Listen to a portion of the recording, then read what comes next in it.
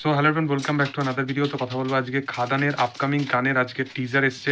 তো কেমন হলো টিজারটা সেটা নিয়ে কথা বলবো। তো প্রথম কথা, আমি বারবার একটা কথাই বলি যে খাদানে তো এটা অ্যানাউন্স করেই দেওয়া হয়েছে যে খাদানে 9খানা গান থাকতে চলেছে, এবং এর সাথে সাথে খাদান সম্বন্ধে যেরকম তারা প্রমোশনাল স্ট্র্যাটেজিটাকে বানিয়েছে, যে তাদের এই ডিসেম্বরটাকে পুরোপুরি তারা খাদানের সাথে যে অডিয়েন্সের যে কানেক্টিভিটিটা সেটা সবসময় মেনটেন করে রাখবে।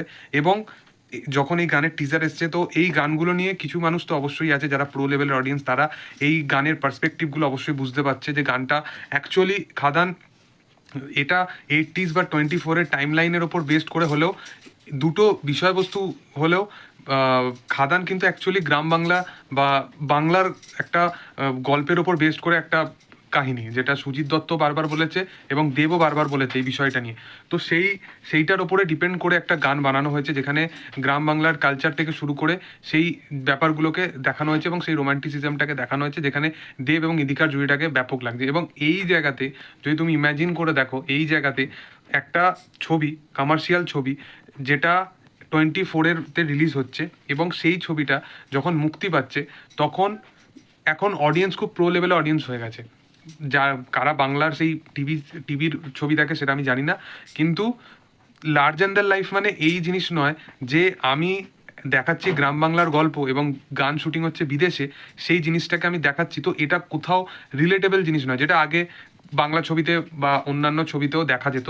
কিন্তু এখন স্ক্রিপ্টেড ডিমান্ড ওয়াইজ একটা ছবির মধ্যে যে গানটার প্রয়োজনীয়তা, সেইটাই শুধুমাত্র পরিচালক ছবির মধ্যে রাখতে পারবে। এখন সেই চ্যালেঞ্জ বা চ্যালেঞ্জ টু বা এর আগে দেব যেরকম সেদিন দেখা হয়েছিল যেরকম ছবি করতো, তো সেই ছবিগুলোতে যেরকম গান থাকতো, যে বিদেশে শুটিং হচ্ছে, বড় স্কেলে শুটিং হচ্ছে, তো সেই জিনিসটা এখানে আমরা এক্সপেকটেশন কী করে করি এটা আমি বুঝতে পারি না।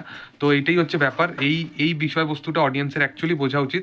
অডিয়েন্স বোঝে তখনই যখন এটা সাউথ বা অন্য কোনো ছবির ক্ষেত্রে এই ব্যাপারগুলো হয় বা এই বিষয়গুলো ঘটে থাকে। কিন্তু বাংলা যেহেতু ছবি, তো এই জিনিসগুলো নিয়ে খামতি বা দেবকে পুরনোভাবে আমরা ফিরে পাচ্ছি না, দেবের পুরনো কোনো গানের মতো এটা হচ্ছে না, তো সেই ব্যাপারগুলো নিয়ে বারবার আমরা দেখতেই পাচ্ছি ব্যাপারটা।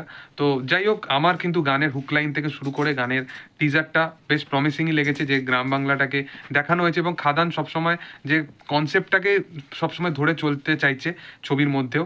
এবং দেব এবং ইদিকা পাল দুজনেরই জুটি খুব ভালো, এবং দেবকে পুরনো টাইমের মতো এরকম ডান্সিং করতে দেখা যাচ্ছে। এর থেকে আর বড় তার ফ্যানেদের জন্য কি পাওনা হতে পারে। দেখার যে গানটা 5 তারিখে মুক্তি পেতে চলেছে, মানে আগামীকালই বোধহয় মুক্তি পেতে চলেছে গানটা, যেদিনকে পুষ্পা রিলিজ হচ্ছে। তো দেখা গানটা কিরকম হয়। আমার তো পার্সোনালি টিজারটা বেশ প্রমিসিং লেগেছে।